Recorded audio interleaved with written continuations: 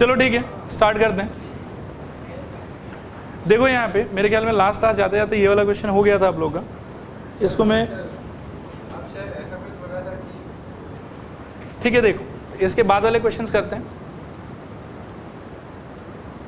अगला क्वेश्चन ये वाला है, पढ़ लो एक बार आप लोग। एक बार पहले देखो यहाँ, इसमें आगे बढ़ने से पहले मैं आपको ये प्रॉफिट लॉस वाला जो आइडिया है थोड़ा सा पहले उसके कॉन्टेक्स्ट में कुछ बता देता हूँ। आप देखना कि कुछ छोटा मोटा सवाल मैं पूछूंगा, आंसर करने का ट्राई करना। सपोज करो कि मेरे पास में ये पेन है, इस पेन का मान लो कि कॉस्ट जो है कॉस्ट है मान लो कि 200 रुपये, ठीक है। इस पेन का कॉस्ट है 200 रुपये और मैं इसको 20% प्रॉफिट में सेल करना चाहता हूँ। कितने परसेंट प्रॉफिट में सेल करना चाहता हूँ? 20%। तो मुझे इस पेन को कितने में सेल करना चाहिए? मुझे 240 नहीं चाहिए आपसे आंसर के बतौर पे, मुझे चाहिए कि वो एक्सप्रेशन क्या होगा जहाँ से मैं इसका सेलिंग प्राइस बता सकता हूँ सच दैट कि उस सेलिंग प्राइस पे इसको बेचने के बाद में आई गेट 20% प्रॉफिट। 200 जो इसका कॉस्ट है वो तो ऑब्वियसली लेना ही पड़ेगा मेरे को, और मैं प्रॉफिट कितने अमाउंट का चाहता हूँ? 20% का। 20% क्या चीज़ का? इसी का 20%। आया बात समझ? तो मुझे इसमें क्या ऐड करना चाहिए बताऊँ? 20/100 इंटू वट 200। देखो आया समझ नहीं आया समझ, ठीक है। अगर सपोज करो कि मेरे को इसी वाले पेन को सेल करना है 15% प्रॉफिट, तो मेरा ये एक्सप्रेशन कैसा दिखना चाहिए बताओ? 200 प्लस 15/100 इंटू क्या? 200। देखो क्लियर है कि नहीं क्लियर? आया बात समझ? ये होता है प्रॉफिट का आइडिया। क्लियर मेरे ख्याल में? अब आप आ जाओ इस क्वेश्चन के ऊपर। Jamila sold a table and a chair for ₹1050। Can you tell me कि ये 1050 क्या है यहाँ पे? टोटल सेलिंग प्राइस कि चेयर और टेबल दोनों बेच के जमीला के पॉकेट में कितना रुपया आया? 1050 रुपया आया। उसके आगे मेरे को क्या बोल रहा है कि thereby making a profit of 10% on the table and 25% on the chair. अब सपोज करो कि टेबल का इनिशियल कॉस्ट मेरे को नहीं पता, मैं उसको एक बार के लिए मान लूंगा x, ठीक है, कंफर्टेबल। और मैं चेयर के कॉस्ट को मान लूंगा एक बार के लिए y, ठीक है। अब क्वेश्चन क्या बोल रहा है कि चेयर पे मेरे को कितना परसेंट का प्रॉफिट चाहिए? 10% का।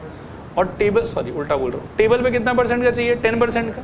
चेयर पे कितना परसेंट का चाहिए? 25% का। और इतना इतना प्रॉफिट लगाने के बाद जो मेरी जेब में पैसा आएगा इसको बेच के, वो कितना होगा बताओ? 1050। तो कैन यू टेल मी कि इसका इक्वेशन क्या होना चाहिए? सब लोग मन लगा के ट्राई करो। तो टेबल का कॉस्ट प्लस प्रॉफिट कितना हो जाएगा? x plus 10/100x। Is that okay? चलेगा। और अगर मेरे को चेयर पे 25% चाहिए तो वो क्या हो जाएगा? y प्लस 25/100 x की y। और ये सारा कुछ बेच के कितना रुपया आएगा मेरे पास में? 1050। देखो कितना कंफर्टेबल है आप लोग के। क्लियर है पक्का? फर्स्ट वाले को फुल्ली अगर सिंप्लीफाई करते हैं हमको क्या मिलेगा? मेरे ख्याल में एलसीएम ले सकते हैं यहाँ से, और ये क्या बन जाएगा बताओ? 100x plus 10x। और उसको अगर मैं सिंप्लीफाई करके लिखना चाहूँ तो क्या लिखूंगा? 110x/100। और इस वाले में बताऊँ 125x या 125/100 not x y is equals to कितना? 1050। और इस वाले 100 को मैं सीधा क्रॉस मल्टीप्लाई कर सकता हूँ। मेरा इक्वेशन कैसा बन जाएगा बताओ? 110x प्लस बताओ क्या? 125y इज इक्वल्स टू बताओ क्या? 1050 और 2 और 0। चलेगा? ये हो गया हमारा इक्वेशन नंबर 1। बोलो कितना समझ में आया ये वाला आपको? पूरा 100% श्योर? आप 10-20 सेकेंड आराम से टाइम लीजिए, हड़बड़ाने का बिल्कुल ज़रूरत नहीं है। सेकेंड वाले कंडीशन को पढ़िए and try to tell me the right equation in 1 attempt. करो, कोशिश करो, पढ़ लो पहले अच्छे से, बताओ मेरे को अगला कंडीशन क्या होना चाहिए। इस बार मेरे को बोल रहा है देखो कि if she had taken the profit of 25% on the table, यानी कि एक्स पे इस बार 25% लगाना है, and 10% on the what? Chair. तो चेयर पे कितना परसेंट लगाना है बताओ? वाई पे 10% लगाना है। और इस बार बेच के पैसा कितना आएगा? 1065। तो कंडीशन क्या होना चाहिए हमारा? x प्लस बताओ आप लोग 25/100 क्या? x, और क्या बोलो? प्लस y प्लस 10/100 क्या? y इज इक्वल्स टू कितना? 106। चलेगा ये वाला? सिंप्लीफाई करोगे तो ये क्या हो जाएगा? 125x/100 प्लस बताओ 110y by 100 is equals to बताओ 1065, ठीक है।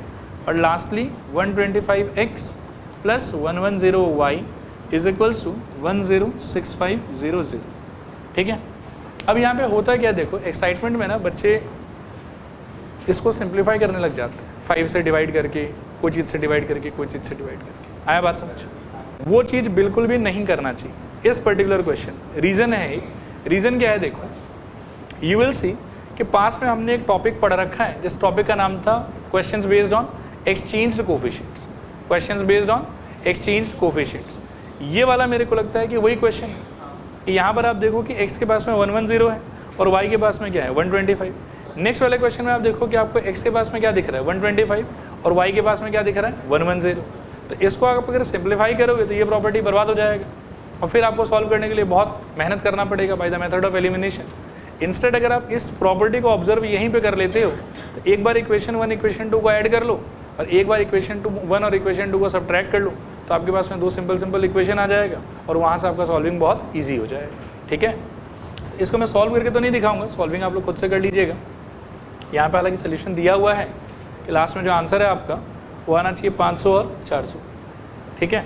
इसको सोल्यूशन जो है वो घर पे ट्राई खुद से करना आप लोग। अभी आगे बढ़ेंगे एक बार। हाँ, इक्वेशन फ्रेमिंग क्लियर है मेरे ख्याल में सबको, उसमें तो कोई कन्फ्यूजन वगैरह नहीं है।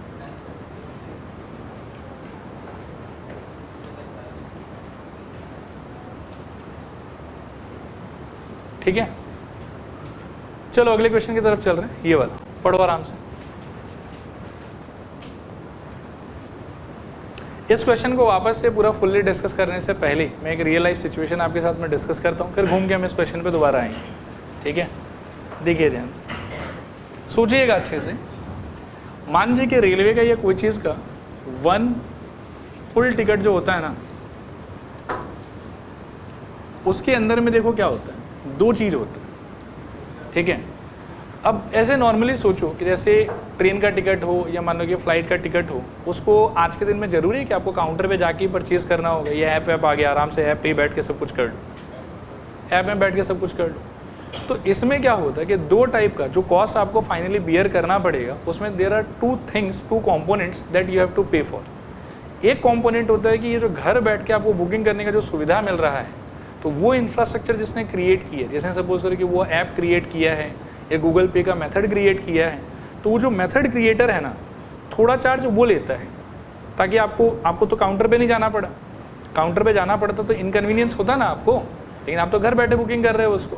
तो वो जिसने ऐप क्रिएट किया है वो अपने ऐप को यूज़ करने का एक पैसा मांग रहा है आपसे, है बात समझ। और एक पैसा आपके लगेगा कि आप उस ट्रेन में या प्लेन में बैठ के कितना डिस्टेंस कवर करोगे। अब मान लो कि मैं यहाँ से सपोज करो कि कलकत्ता जाऊँ, तो कलकत्ता मेरे एकदम पास में है, लेकिन मान लो कि सपोज करो कि यहाँ से मेरे को राजस्थान जाना है, तो compare to Calcutta Rajasthan obviously क्या है, दूर है, आया बात समझ। तो एक कॉस्ट होता है आपके कि जो कन्वीनियंस प्रोवाइड किया जा रहा है उस कन्वीनियंस प्रोवाइडर का, और एक कॉस्ट होता है कि जितना डिस्टेंस आप ट्रैवल करके क्रॉस करना चाहते हो उस चीज़ को। आया बात समझ, क्लियर है मेरे ख्याल। अब देखो ऐसा है कि जब आप मान लो कि फ़्लाइट में बैठ के जाओगे, तो फ्लाइट जो आपको बिठा के ले जा रहा है, तो काइंड ऑफ आप ऐसा सोच सकते हो कि आपकी उम्र के हिसाब से आपका एक वजन है जिसको वो ढो के ले जा रहा है। आया बात समझ। और किसी भी एडल्ट का वजन कभी भी किसी बच्चे के वजन से सेम रहता है कि अलग अलग होता है? किसका ज़्यादा होता है? एडल्ट का ज़्यादा होता है, बच्चा क्या होता है, कम होता है। तो फ्लाइट वाले लोग या ट्रेन वाले लोग ऐसा एक सिस्टम डेवलप करके रखें कि एक सर्टेन एज के नीचे अगर आप हो तो आपका जो ट्रैवलिंग कॉस्ट वो आपसे चार्ज करेंगे ना, वो एडल्ट के कंपैरिजन में हाफ चार्ज करेंगे। आया बात समझ। लेकिन चाहे आप बच्चा का टिकट बुक करो और चाहे आप बड़ा का टिकट बुक करो, जो कन्वीनियंस का चार्ज है वो सेम रहेगा। ये लॉजिक समझ में आ रहा है? ठीक है, कि कन्वीनियंस का जो चार्ज है वो तो दोनों के लिए सेम रहेगा, क्योंकि दोनों सेम ऐप को यूज़ कर रहा है टिकट बुक करने के लिए। लेकिन जब मान लो कि वो बच्चा और वो एडल्ट आदमी बैठ के जाएगा, तो फ्लाइट में अगर बैठ के जा रहा है तो एडल्ट आदमी को उठा के ले जाने के लिए ज़्यादा पेट्रोल जलेगा, और मान लो कि बच्चा को उठा के ले जाने के लिए कम पेट्रोल जलेगा। तो उस लॉजिक से बच्चा का जो ट्रैवलिंग चार्ज है उसको कम रखा जाएगा और बड़ा का जो ट्रैवलिंग चार्ज है उसको ज़्यादा रखा जाएगा। आया बात समझ। तो वो जो कन्वीनियंस फीस है, जो ऐप यूज़ करने का पैसा है, उसको हम थोड़ी देर के लिए बोल देते हैं रिजर्वेशन चार्ज। क्या बोल देते हैं बताओ? Reservation charge. तो ये बच्चा के केस में भी एक्स रहेगा और बड़ा के केस में भी क्या रहेगा? एक्स रहेगा। और एक आप समझो कि एक पॉइंट से दूसरे पॉइंट जाने के लिए फ्लाइट में बैठ के जब आप जाओगे तो आपको उठा के ले जाने में तेल जलेगा, तो आप अगर बड़े आदमी हो तो आपको ले जाने में ज़्यादा तेल जलेगा, और आप अगर बच्चे हो तो आपको ले जाने में कम तेल जलेगा। आया बात समझ? तो उसको आप ऐसा सोच लो दिमाग के अंदर में कि वो ट्रैवलिंग कॉस्ट है। ये इस क्वेश्चन के लैंग्वेज के हिसाब से वही क्या है हमारा फेयर। क्या है बताओ? वो फेयर। ठीक है, इस फेयर को मैं एक एडल्ट पर्सन के लिए वाई मान लेता हूँ। आया बात समझ? अब आप मेरे को बताओ कि ऐसा एजम्पशन करने के बाद में एक फुल टिकट का प्राइस क्या होना चाहिए? 1 फुल टिकट, रिजर्वेशन का चार्ज आएगा और दूसरा ट्रैवलिंग कॉस्ट आएगा, और एक चाइल्ड का प्राइस क्या होना? ये चाइल्ड नहीं, चलो मैं हाफ टिकट बोल देता हूँ यहाँ पे कि हाफ टिकट का कॉस्ट क्या हो जाएगा? सोचो, आराम से सोच के बताओ। x + y/2। आया समझ कि नहीं आया समझ? थोड़ा पूरा। तो ये हमारा एजम्पशन रहे। ठीक है, अब आप क्वेश्चन को पढ़ते हैं हम लोग एक बार। पढ़ो। A railway half ticket cost half the full fare but the reservation charges are same on both the half ticket as on the full ticket. इसका मतलब ऐसा समझो कि ऐप तो बच्चा भी वही ऐप यूज़ करेगा, बड़ा भी वही ऐप यूज़ करेगा, तो ऐप यूज़ करने का जो चार्ज है वो दोनों के लिए सेम है, लेकिन ट्रैवल करने का जो कॉस्ट है वो एडल्ट का ज़्यादा है और बच्चा का क्या है? कम है, जिसको हमने कैसे एड्रेस किया है यहाँ पे? y और y/2 बोल के। क्लियर मेरे ख्याल में? आगे देखो क्या बोल रही है। 1 reserved first class ticket from station A to station B cost ₹2530। एक फुल रिजर्व टिकट का कॉस्ट कितना आएगा मेरे? 2530। क्या इक्वेशन बनाना चाहिए मेरे को, इससे बताओ। मेरे हिसाब से फुल टिकट का कॉस्ट कितना है? x + y। अगले के हिसाब से फुल टिकट का कॉस्ट कितना है? 2530। तो इक्वेशन मेरा क्या हो जाएगा? x + y = 2530। कंफर्टेबल हो इसमें? पक्का? नेक्स्ट आगे बढ़ो इससे। Also 1 reserved first class ticket and 1 first class half ticket, मतलब एक फर्स्ट क्लास फुल टिकट और एक reserved first class half ticket from A to B cost ₹3810। इसको मैं कैसे इंटरप्रेट करूं? एक फुल टिकट का मतलब क्या होगा मेरे लिए? x + y। और एक हाफ टिकट का मतलब क्या होगा मेरे लिए? और दोनों मिला के मेरा पैसा कितना जा रहा है? 3810। देखो आया समझ के नहीं आया समझ? और थोड़ा है कि पूरा है? एक फुल टिकट का प्राइस कितना हो जाएगा? 2530। और एक फुल टिकट और एक हाफ टिकट का प्राइस कितना हो जाएगा मेरे? 3810। तो इन दोनों का सम 3810 और इसका वैल्यू कितना दिया हुआ हम लोग को? 2530। अब इसको सॉल्व करने के लिए फिर से देखो, बच्चे कभी कभी थोड़ा गलत कर देते हैं कि इसको तो एक इक्वेशन मान लिया और वो इसको सिंप्लीफाई करने लग जाते हैं कि x + x का वैल्यू कितना हो गया? 2x, और y + y/2 का वैल्यू कितना हो गया? 3y/2। लेकिन वहाँ से थोड़ा लंबा चला जाएगा। आप इसको बेटर क्या कर सकते हो? देखो कि ये वाला जो वैल्यू है आपके x + y का, वो आप डायरेक्टली इसमें रिप्लेस कर दो, तो आपका सॉल्विंग कंपैरेटिवली बहुत ईजी हो जाएगा। तो यदि इसको डायरेक्टली वहाँ रिप्लेस करते हो तो क्या आएगा बताओ? अगले पेज पे कर लेता हूँ। 2530 in place of x + y और प्लस x + कितना? y/2 = कितना रहेगा अभी? 3810 जो राइट हैंड साइड में था। ठीक है, चलेगा? अब इस 2530 को उस तरफ ले जाओ, सब्ट्रैक्ट करके कितना आएगा बताओ? x + y/2 = क्या? कर ही लेता हूँ। 3810 और 2530, 0 से 0 गया 0, 11 से 3 गया कितना? 8। ये गलत बोल रहा हूँ? ठीक ही बोल रहा हूँ शायद। फिर कितना? 7 में से 5 गया 2, 3 में से 2 गया 1, 1280 शायद। चलेगा? यहाँ से आप एलसीएम ले लो, क्या होगा बताओ? 2, और यहाँ पे क्या आ जाएगा बताओ? 2x + y = कितना? 1280। 2 को क्रॉस मल्टीप्लाई करो, क्या आ जाएगा बताओ? 2x + y = I think 256। चलेगा? ये हो गया आपका इक्वेशन नंबर 2, और ये वाला क्या हो गया आपका इक्वेशन नंबर 1। इसको भी लिख देता हूँ वहाँ पे। x + y = कितना? 2530। ये हो गया आपका इक्वेशन नंबर 1। अब आप एलिमिनेशन लगा सकते हो, और एलिमिनेशन में क्यों लगाना है अलग से? इसमें तो दिख ही रहा है कि y और y तो सेम ही है, तो सीधा सब्ट्रैक्ट ही कर दो, y कट जाएगा आपका। इसमें भी y है और इसमें भी क्या है? +y है, तो सीधा इस इक्वेशन में से ये वाला इक्वेशन क्या कर सकते हैं हम लोग? सब्ट्रैक्ट करने पे देखो क्या आएगा? 2 - 1 इम्प्लाइज, सोचना 2x - x का आंसर कितना रहेगा? x, y - y का आंसर कितना हो जाएगा? y खत्म, और 2560 - 2530 कितना रहेगा? 30। आ गया आपके x का आंसर। हाँ, 2x - x मतलब 2 - 1 कर रहा हूँ, ठीक है? क्लियर मेरे ख्याल में? वो भी कर सकते हो, तो -x इक्वल टू -30 आएगा और फिर वहाँ से x इक्वल टू 30 हो जाएगा। ठीक है, क्लियर मेरे ख्याल में? अब x इक्वल टू जब 30 आ गया आपके पास में, इसके बाद क्या कर सकते हो बताओ? कि इसको आप इक्वेशन नंबर 1 में वापस यूज़ कर लो। इक्वेशन 1 इम्प्लाइज क्या हो जाएगा बताओ? मेरे ख्याल में 30 plus Y is equal to कितना? 2530, और यहाँ से y इक्वल टू कितना? 25, 30 -30 और सॉल्व करने पे कितना आ जाएगा? 2500। देखो क्लियर है कि नहीं क्लियर? ठीक है, और यहाँ से हमको पता चला कि फिक्स या रिजर्व प्राइस कितना होगा? 30, और ट्रैवल कॉस्ट या फेयर कितना होगा? 2500। देखो आया समझ कि नहीं आया समझ? चलें आगे, और इसको आप याद रखना कि स्पेसिफिकली ऐसे ही सॉल्व करने के, इसका वैल्यू रिप्लेस कर देना। वैल्यू रिप्लेसमेंट वाला काम अगर नहीं करो तो दिक्कत आएगा। ठीक है, चलो अगले क्वेश्चन की तरफ चल रहे हैं, पढ़ो इसको।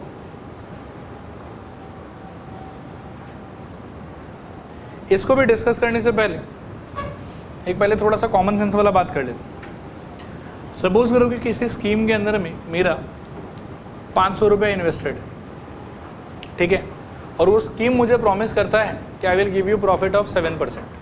कितना प्रॉफिट देगा बताओ? 7%। तो मेरे प्रॉफिट का क्वांटिटी कितना होगा? मतलब 500 रुपया इन्वेस्टेड है और 7% का हमको प्रॉफिट मिलेगा।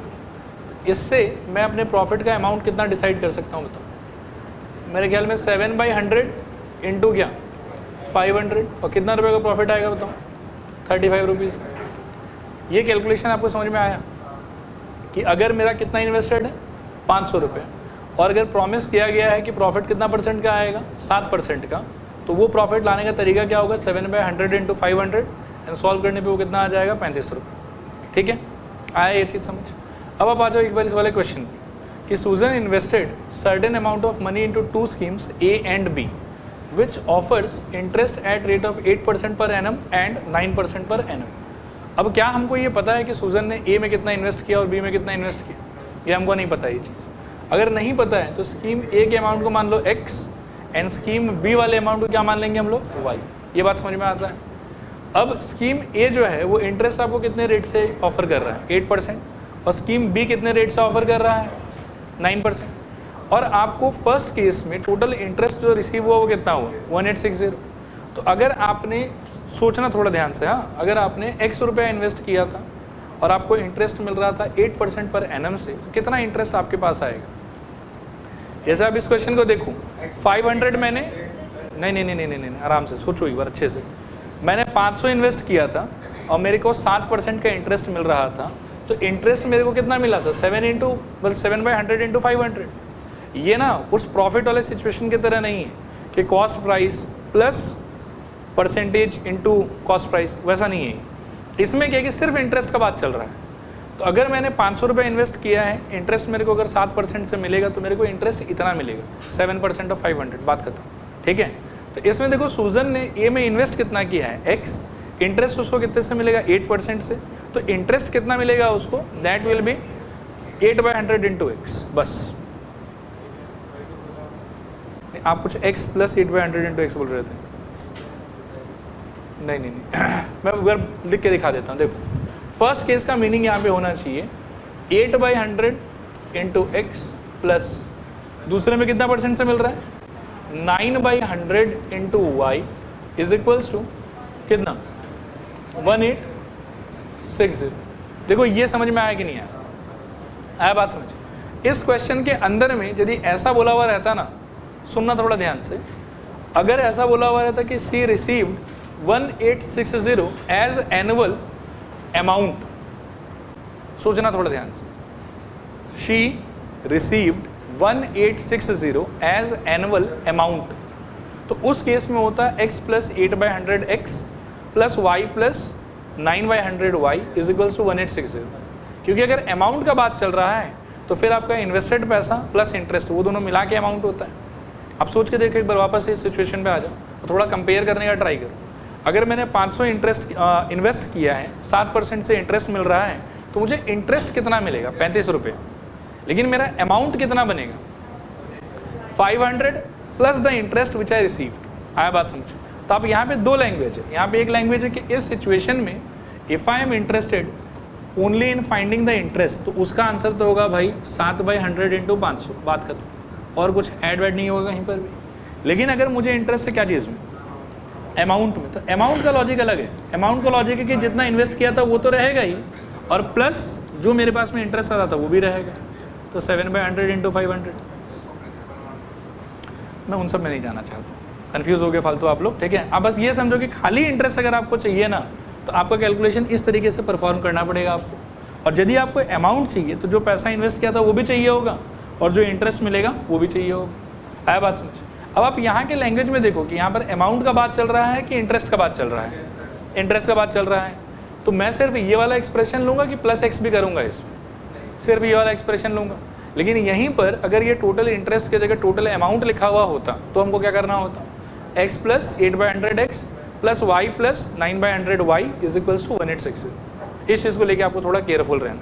हो सकता है कि एग्जाम में आपको जो क्वेश्चन आए उसमें इंटरेस्ट की जगह अमाउंट बोला हुआ, तो फिर आपको अलग तरीके से कर। देखो आया समझ के नहीं आया समझ, थोड़ा पूरा रिपीट करूँ कि हो जाएगा, ठीक है। लिखो फिर, let the amount invested in, let the amount invested in scheme A is equals to X, and amount invested in scheme B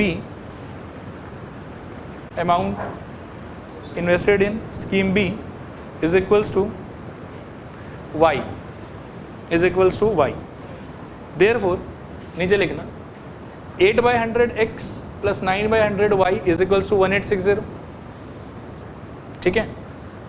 this implies, देखो यहाँ पे 8/100x plus 9/100y is equal to कितना, 1860 ना।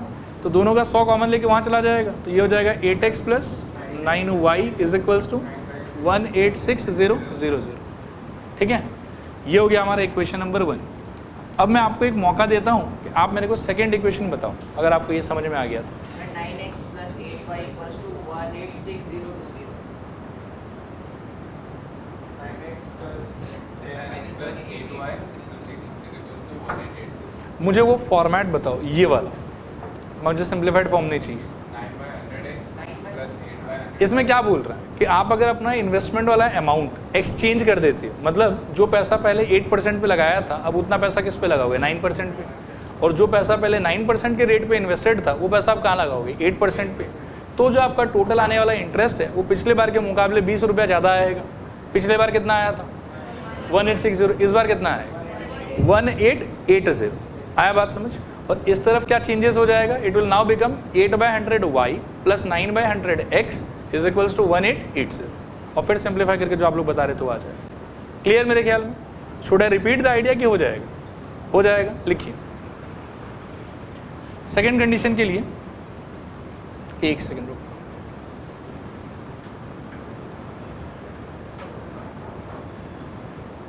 देखो यहाँ पे आप लिखेंगे 8/100 इस बार y प्लस 9/100 इस बार x इक्वल्स टू 1880। और यहाँ से मेरे ख्याल में 8y plus 9x equals to 1880, 2 और 0। और इसको भी थोड़ा सा सीधा कर दो तो 9x plus 8y is equals to 188000। ये हो गया मेरा इक्वेशन नंबर 2, ठीक है।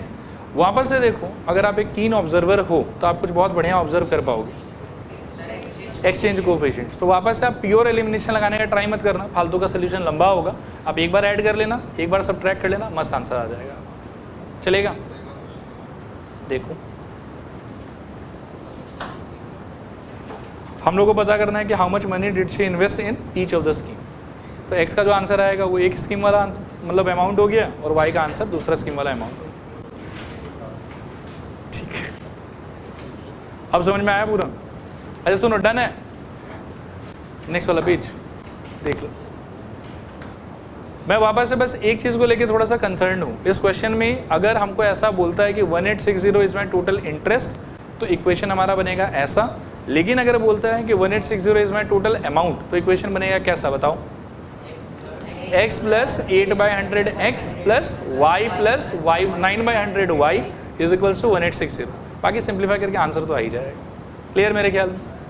अब फाइनली इस चैप्टर का आखिरी क्वेश्चन, सॉल्यूशन इसमें पता नहीं किया, लीनियर इक्वेशन। लास्ट क्वेश्चन देखो एक बार, देखो हमारे व्यापारी का नाम क्या है, विजय, और विजय के पास में बनाना है बहुत सारा, जिसको उसने 2 लॉट में डिवाइड कर दिया है, ए में और बी में, ठीक है। तो अब देखो विजय के पास में जो टोटल बनाना है, हाँ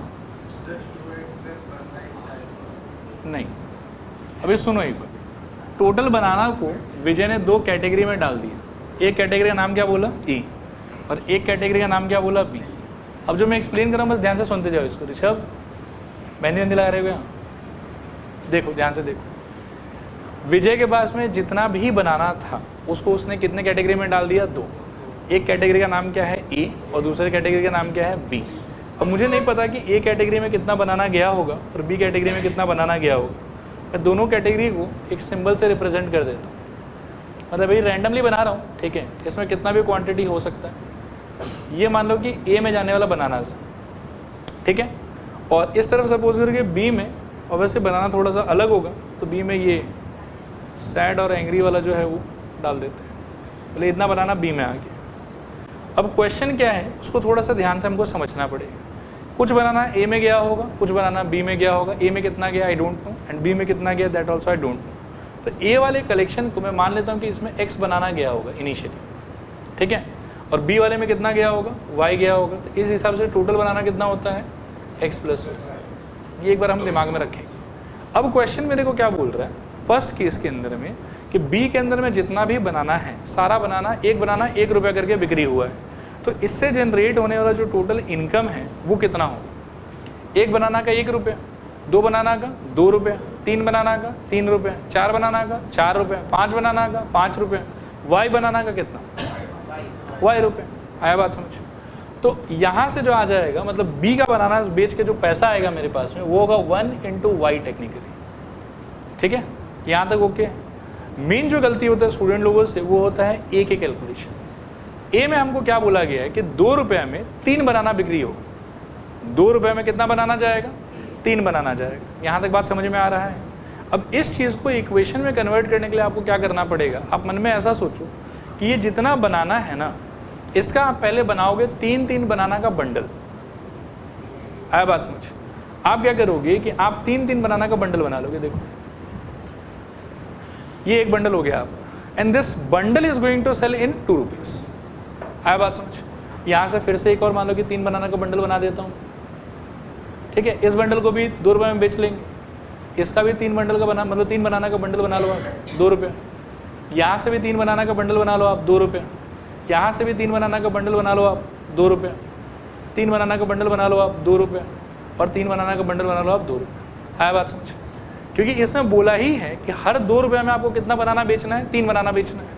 तो आपको पहले ये सोचना पड़ेगा कि out of X available bananas आप 3 बनाना का बंडल कितना सारा बना पाओगे, and every bundle is going to sell in 2 rupees.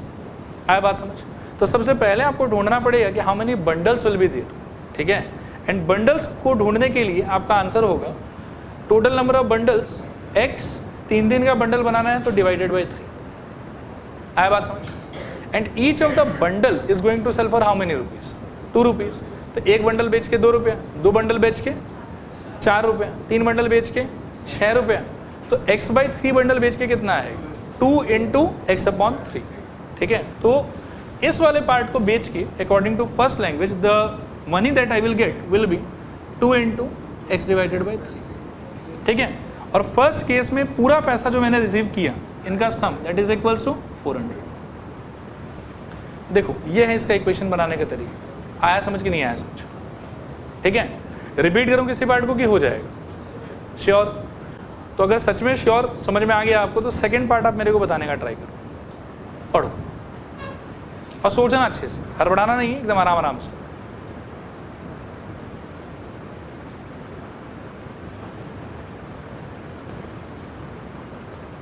इस बार क्या बोल रहा है कि फर्स्ट लॉट का तो 1 रुपया करके बिक्री हो जाएगा, ठीक है। तो देखो यहाँ पे 1 सेकेंड देखो, अगर पढ़ा नहीं तो एक बार और चांस देता हूँ, पढ़ लो इसको। सेकेंड वाले में देखो क्या बोल रहा है आपको कि फर्स्ट लॉट जो था आपका उसका हर बनाना कितना रुपये करके बिक्री होगा, 1 रुपये करके, ठीक है। और जो सेकेंड लॉट था उसमें 5 बनाना को आप 4 रुपये करके बेचोगे, 5 बनाना को आप 4 रुपये करके बेचोगे, ठीक है। तो फर्स्ट लॉट का हर बनाना 1-1 रुपये करके बिक्री होगा। फर्स्ट लॉट में टोटल बनाना कितना था, तो कितना रुपया मिल जाएगा आपको इसको बेच के, 1 × x, क्योंकि हर बनाना 1-1 रुपये करके बिक्री हो रहा है। इसको लेकिन आपको क्या करना पड़ेगा, you are going to sell 5 bananas for 4 rupees. देखो आ रहा समझ के नहीं आ रहा समझ। तो फर्स्ट यू शुड थिंक कि आप इसको अगर 5-5 बनाना का बंडल में कन्वर्ट करते हो तो how many bundle will you have, y/5, and every bundle is going to sell for 4 rupees. तो आपका इनकम कितना होगा, 4 × y/5, ठीक है, plus this equals to how much, 460। अब दोनों को थोड़ा सा ठीक कर लो, एलसीएम लेके सॉल्व कर लो और x और y का आंसर आ जाएगा। और हम लोग को वैसे पूछा क्या है इसमें, हम लोग को पूछा है शायद find the total number of bananas he had. तो x और y पहले निकालना है आपको और फाइनल आंसर आपका क्या होगा, x+, ठीक है। With this we end the whole chapter, ठीक है। चलो आज के लिए इतना।